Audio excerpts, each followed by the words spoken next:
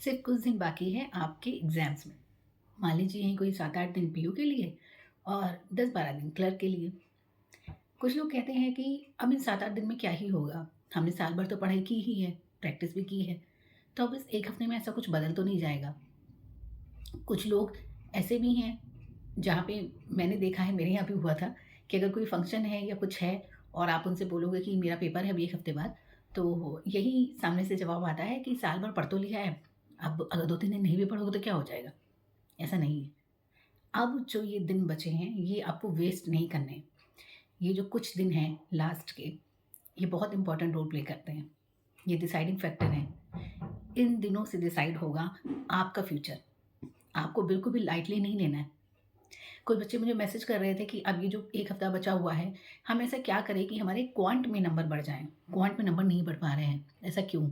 हमने सब कुछ पढ़ लिया, प्रैक्टिस कर ली, जैसे बताया गया था वही सब कुछ किया है, फिर ऐसा क्या रह गया है?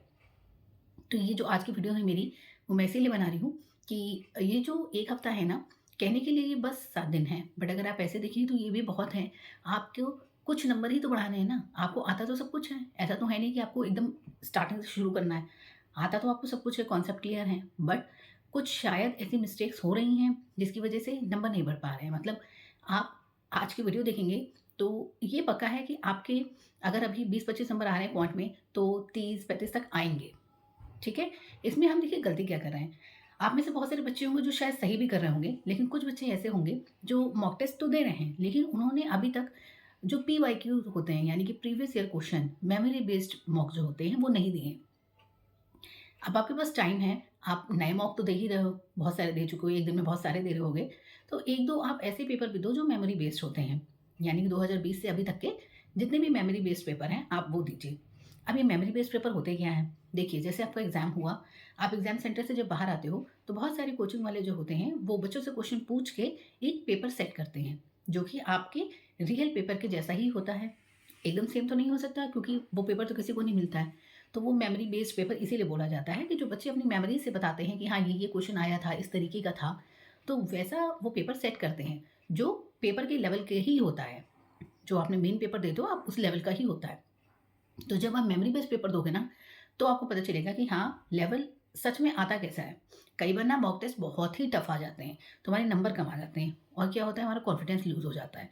मैंने पहले की वीडियो में भी आपको एक चीज़ बोली है, इन 7-8 दिन में प्रैक्टिस भले ही आप कम कर लीजिए, लेकिन एक चीज़ में कमी नहीं होनी चाहिए, वो है आपका कॉन्फिडेंस, मोटिवेशन। इसमें बिल्कुल भी कमी नहीं होनी चाहिए, वरना सब कुछ गड़बड़ हो जाएगा। तो आप क्या करिए, जो मेमोरी बेस्ड पेपर हैं यानी कि जो पीवाईक्यूज़ हैं, आप 2020 से ले सकते हैं। आपको किसी भी प्लेटफ़ॉर्म पे मिल जाएँगे। देखिए, आपको कुछ परचेज़ करने की ज़रूरत नहीं है। जो इतने सारे प्लेटफ़ॉर्म्स हैं, सब पे एक-एक टेस्ट तो फ्री होता ही है, या फिर यूट्यूब पे, टेलीग्राम पे कहीं न कहीं आपको मिल जाएगा। तो आप उसको दीजिए। जब आप उसको देंगे ना, तो आप देखिएगा आपका जो नंबर है, वो 10 नंबर से तो बढ़ेगा ही बढ़ेगा। क्योंकि वो लेवल डिफरेंट होता है, मॉक टेस्ट का लेवल डिफरेंट होता है। और जब आप मेमोरी बेस्ड पेपर दोगे ना, तो आपको ये फ़ील आएगा कि आप रियल पेपर दे रहे हो। ऐसा होता है। कमेंट सेक्शन में मुझे ज़रूर बताइएगा कि आपके नंबर में चेंजेस आए या नहीं आए।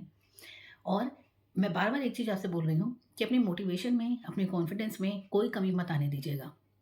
अभी आपको कोई भी बहुत टफ मॉक टेस्ट लगाने की ज़रूरत नहीं है, कुछ भी नया पढ़ने की ज़रूरत नहीं है। जो पढ़ लिया है उसी की प्रैक्टिस करनी है, मेमोरी बेस्ड पेपर लगाने हैं। दिन में आप बहुत सारे मॉक लगा रहे होंगे, तो एक मेमोरी बेस्ड पेपर तो आप लगा ही सकते हैं, उसमें कुछ भी बेकार नहीं है, गलत नहीं है।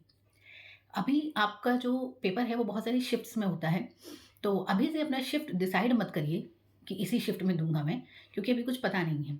लेकिन आपको ये पता है कि हाँ, ये 3-4 शिफ्ट्स होती हैं, तो आप चाहें तो उस शिफ्ट के अकॉर्डिंग पेपर दे सकते हैं। एक शिफ्ट को फिक्स मत करिए, कभी जैसे मॉर्निंग में दे दीजिए, कभी इवनिंग में दे दीजिए, कभी आफ्टरनून में दे दीजिए, है ना? तो ये इससे क्या हो जाएगा, आपकी हर टाइम के लिए आपका माइंड प्रिपेयर रहेगा।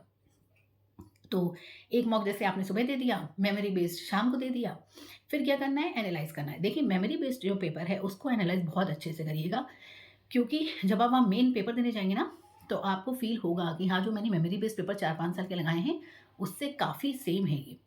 तो आपको ये फ़ील होगा। तो अगर आप एनालाइज़ नहीं करके जाएँगे, तो जो गलती आपने मेमोरी बेस्ड पेपर में की होगी, वही गलती आप अपने मेन एग्ज़ाम में कर देंगे। तो वो नहीं करना है, हमें एनालाइज़ ज़रूर करना है, ठीक है? ये एक बहुत ही छोटी-सी बात है, आप ज़रूर ट्राई करिएगा। मुझे पूरी उम्मीद है कि आपके नंबर क्वांट में बढ़ेंगे ही बढ़ेंगे। बस ऐसे ही तैयारी करते रहिए, मेहनत करते रहिए, आप सबका सिलेक्शन इस बार पक्का होगा।